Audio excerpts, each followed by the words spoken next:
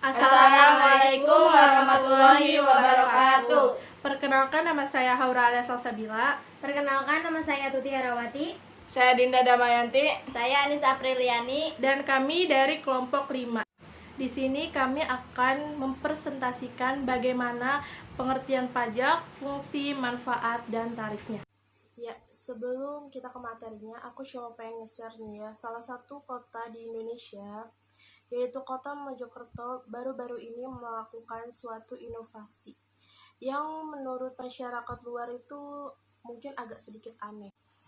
Ya, pihak pemerintah Mojokerto meluncurkan program membayar pajak menggunakan sampah. Apakah hal tersebut bisa dilakukan? Tentu saja bisa. Jadi, pemerintah kota Mojokerto itu menerapkan tabungan dari bank sampah. Nah, uang yang dikumpulkan dari hasil jual sampah kepada bank sampah tersebut ditabung yang kemudian bisa digunakan untuk membayar pajak bumi dan bangunan atau PBB. Tahukah kalian, program bayar pajak menggunakan sampah yang digagas pemerintah Mojokerto sudah dilakukan sejak tahun 2016.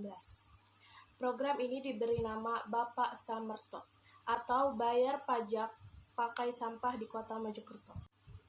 Alasan pemerintah kota Mojokerto melakukan program tersebut karena ingin meningkatkan kesadaran masyarakat akan pentingnya untuk membayar pajak dan untuk meningkatkan target pendapatan daerahnya. Oke, ngomong-ngomong tentang pajak nih ya, kalian tuh sebenarnya tahu nggak sih apa yang dimaksud dengan pajak, fungsinya, dan juga manfaatnya? Nah, di sini saya dan teman-teman kelompok saya akan membantu kalian menemukan apa itu pengertian pajak, manfaatnya, dan lain-lain. Nah, pengertian pajak sendiri menurut Kamus Besar Bahasa Indonesia atau KBBI, pajak merupakan pungutan wajib. Pungutan yang biasanya berupa uang yang harus dibayar oleh penduduk atau masyarakat sebagai sumbangan wajib ke negara atau pemerintah.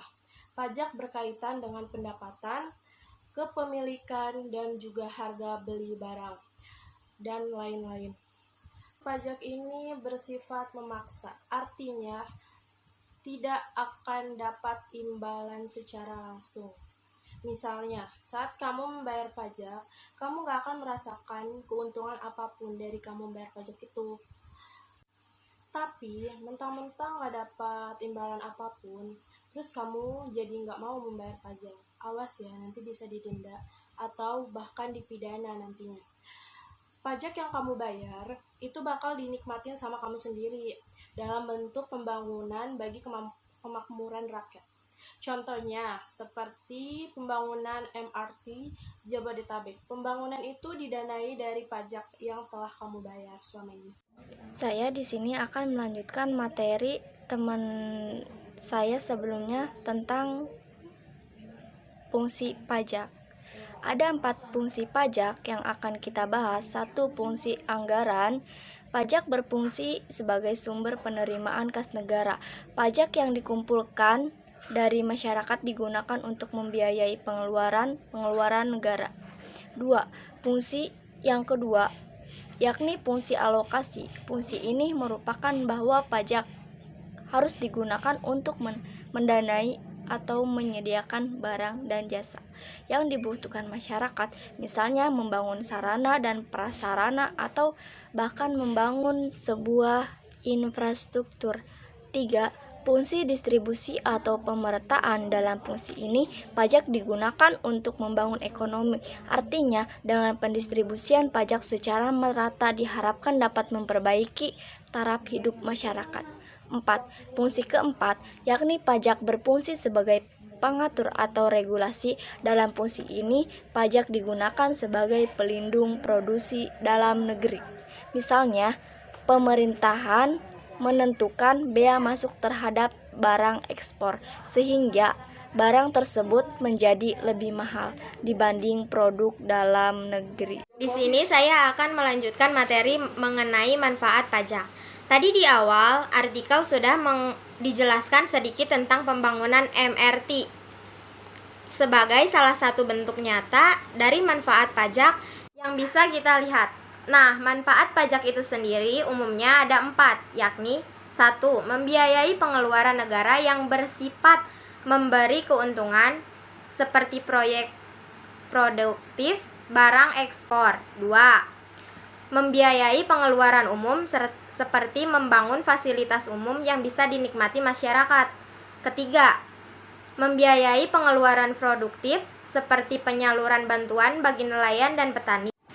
4. Membiayai pengeluaran tidak produktif seperti mendanai pembelian senjata untuk tentara.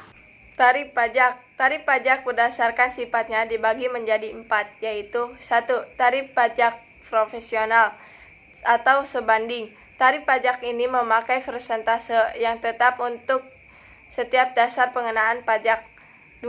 Tarif pajak konstan atau tetap. Tarif pajak ini artinya tetap tidak ada perubahan pada setiap dasar pengenaan pajak, alias besar atau jumlah yang dibayarkan itu sama. 3. Tarif pajak degresif atau menurun. Tarif pajak ini menggunakan persentase yang menurun setiap dasar pengenaan pajaknya. 4. Tarif pajak progresif atau meningkat. Tarif persentase pajaknya meningkat untuk setiap dasar pengenaan objek pajaknya. Sekian dari kelompok kami mengenai fungsi perpajakan. Wassalamualaikum warahmatullahi wabarakatuh.